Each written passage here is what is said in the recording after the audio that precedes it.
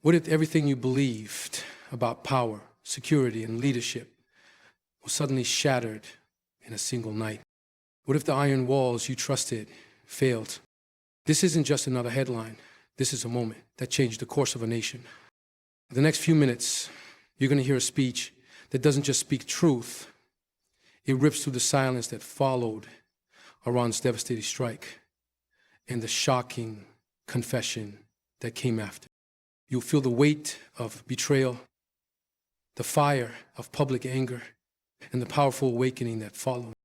This is not just about Israel or Iran. This is about how a nation stands after it's been shaken, how truth rises when the lies fall, and how you, the people, become the force that turns collapse into courage. Don't look away. Don't skip forward. Because what you're about to hear will stay with you long after the video ends. Let's begin. Iran's recent military operation against Israel marked one of the most intense and sophisticated strikes in the region's recent history. This was not a rogue incident or a mere show of force.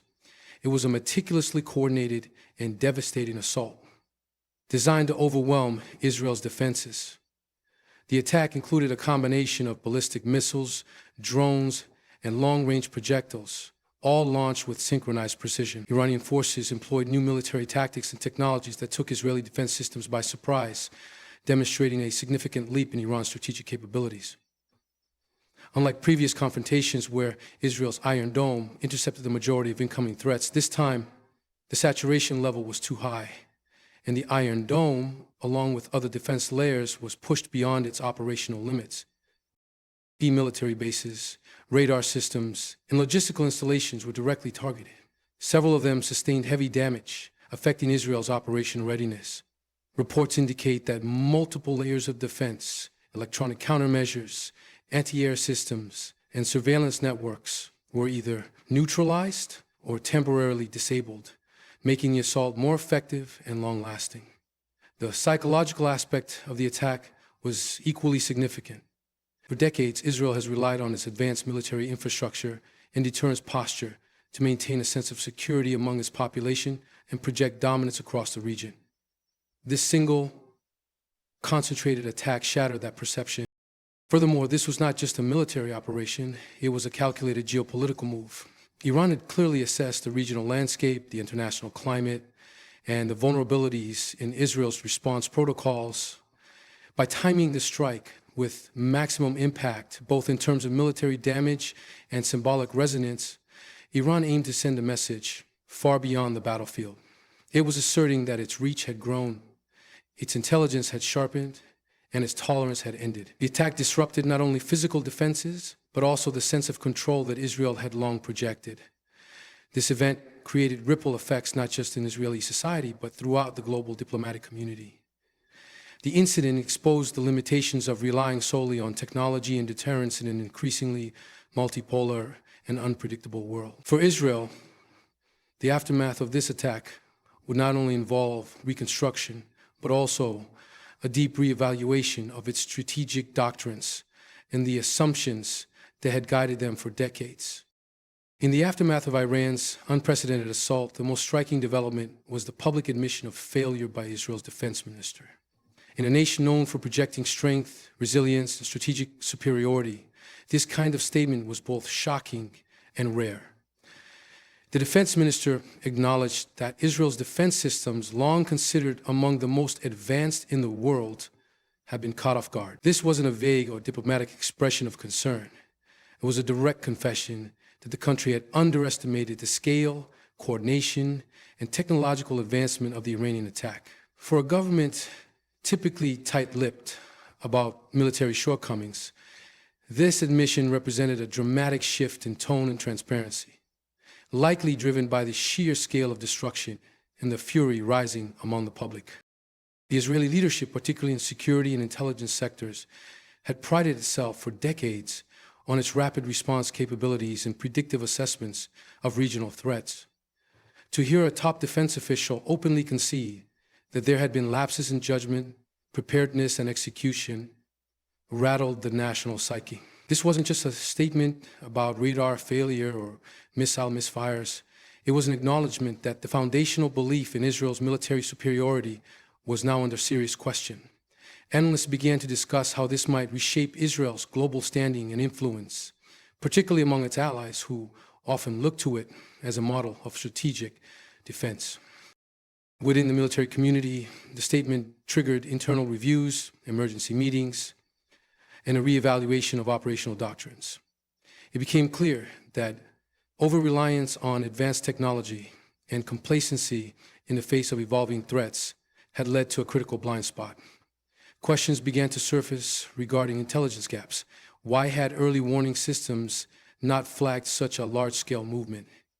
How had Iranian drones penetrated Israeli airspace with such precision? The admission also had a ripple effect on Israel's political structure. Opposition leaders seized the moment to question the competence of the ruling coalition, while ordinary citizens began demanding accountability and resignations from those in charge of national security. The statement further revealed the limits of Israel's long-standing deterrence model. The assumption that adversaries would not dare escalate to this level proved false, and the price of that miscalculation was paid in both infrastructure and public trust. The open confession, while perhaps necessary to maintain credibility, also exposed a vulnerability that could embolden other hostile actors in the region. The public reaction to the defense minister's admission was immediate and intense, igniting a wave of outrage across Israel. Citizens, already stunned by the scale and precision of Iran's attack, were further shaken by the government's acknowledgement of unpreparedness. This sense of betrayal quickly transformed into anger, leading to mass protests in major cities, including Tel Aviv, Jerusalem, and Haifa. Demonstrators flooded the streets, demanding accountability from top military and political leaders. What began as scattered expressions of frustration rapidly evolved into a unified national outcry, with chants, placards, and speeches calling out perceived negligence and leadership failures. The public's message was clear. The people have been misled about the strength and readiness of the nation's defenses. Families of those injured or killed in the attack became the most vocal and visible symbols of this anger. Their grief, aired publicly through interviews and rallies, added a deeply emotional layer to the growing unrest. Many questioned how, despite billions spent on defense and surveillance, such a massive breach could occur without warning. The public discourse shifted from abstract geopolitical debate to very personal and painful questions of safety, leadership, and national identity. Young Israelis, many of whom had served in the military and believed in its strength, expressed shock and disbelief at the system's failure. Veterans and reservists added their voices, some even refusing to report for duty until thorough investigations were initiated. Social media amplified the discontent, with videos of destroyed infrastructure, leaked military communications, and emotional testimonies going viral. Prominent journalists, analysts, and former military officials weighed in, with many backing the public's demand for an independent inquiry. Political pressure mounted, pushing opposition parties to call for emergency sessions in the Knesset and even suggesting early election. The defense establishment found itself under siege not just from external threat, but from its own citizens' distrust. The psychological impact of the attack and the subsequent admission created a moment of reckoning. For a country long defined by its resilience and military might, the emotional blow was severe. The people's anger wasn't just about strategic failure.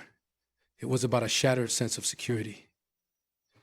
They had placed their faith in a system that promised protection, only to discover its limits at the worst possible moment. The explosion of public anger became a force that the government could no longer contain or ignore. Following Iran's devastating attack on Israel, the international response, or lack thereof, became a focal point of concern and frustration among Israeli citizens and officials. Despite the unprecedented nature of the strike, many global powers responded with restraint, issuing only vague non-committal statements urging de-escalation and restraint on both sides.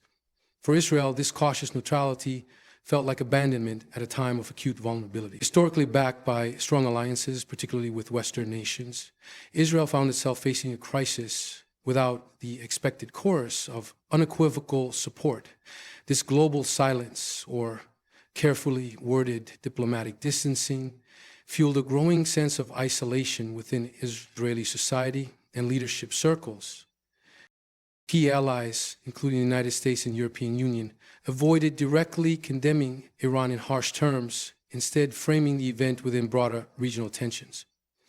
This approach was viewed by many Israelis as a deliberate attempt to avoid entanglement in a larger conflict or to preserve diplomatic ties with Tehran for ongoing nuclear negotiations. Meanwhile, regional Arab states, some of which had signed normalization agreements with Israel, remained largely silent or offered only minimal responses, further deepening the perception that Israel stood alone. The United Nations called for calm, but refrained from addressing the clear aggression displayed in the attack, which many in Israel saw as a glaring double standard. The muted global reaction had a psychological effect far beyond politics or diplomacy. For the average Israeli citizen who had long believed in the strength of international partnerships as a cornerstone of national security, this sudden diplomatic coldness was both shocking and disheartening. It triggered debates across Israeli media and political platforms about the reliability of traditional alliances, especially in moments of existential threat. Commentators questioned whether geopolitical shifts had rendered Israel's alliances conditional, transactional, or even obsolete in a rapidly changing world order. The silence was also interpreted by some as an implicit endorsement of Iran's boldness, encouraging other adversaries in the region to reconsider their own postures. Within Israeli defense circles, planners began reviewing the implications of a more isolated security posture, recognizing that future confrontations might need to be handled with reduced international support. This new diplomatic reality introduced a deeper, more complex layer to the post-attack narrative, as it wasn't just Israel's military that had been tested, but its global relationships as well. The Iranian attack revealed significant vulnerabilities in Israel's defense architecture, prompting urgent calls for reassessment and reform. Central to Israel's security doctrine for years has been its layered defense systems, particularly the Iron Dome, David's Sling, and Arrow missile defense networks. These systems were designed to intercept a variety of aerial threats, from short-range rockets to long-range ballistic missiles. However, the volume, speed, and coordination of Iran's multi-pronged assault overwhelmed these systems in a way that had never been publicly witnessed. Iran employed swarms of drones, cruise missiles, and ballistic projectiles simultaneously, saturating the airspace and forcing Israeli defenses to make split-second prioritization decisions. In some sectors, defense systems failed to activate in time, while in others, they were simply outmatched by the scale of the offensive. Military analysts began to point out that Israel's reliance on technology, while groundbreaking, had created blind spots in its strategic planning. The assumption that advanced systems could withstand any attack was proven overly optimistic. As a result, there has been growing internal debate within the Israeli military and political leadership about restructuring defense priorities.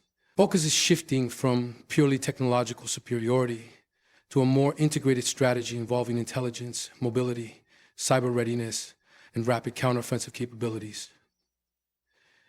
The Israeli Air Force, for instance, has started reviewing its readiness protocols and command chain response times, acknowledging that even a brief delay in reaction can result in catastrophic consequences.